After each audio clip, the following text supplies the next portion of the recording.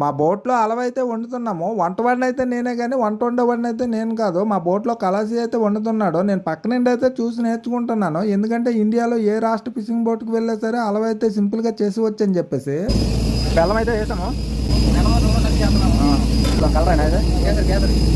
Karnataka, Mangaluru fishing బోట్‌లోనైతే అలవ ఎలా తయారు చేయాలనేది అయితే నేర్చుకున్నాను. ఇండియాలో ఒక్కొక్క రాష్ట్ర ఫిషింగ్ బోట్‌లలో అయితే ఒక్కొక్క రకమైన వంటకాలు అయితే వండుతుంటారు.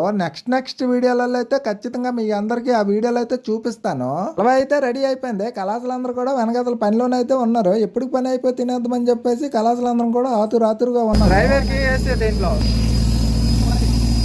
బోట్లో ఏదన్నా సరే ముందుగా డ్రైవర్ అనకే మేము ఏం వండుతున్నాం అనేది కూడా డ్రైవర్ అనకైతే అంతగా తెలీదు. పట్టుకెళ్ళాక తెలుస్తుంది.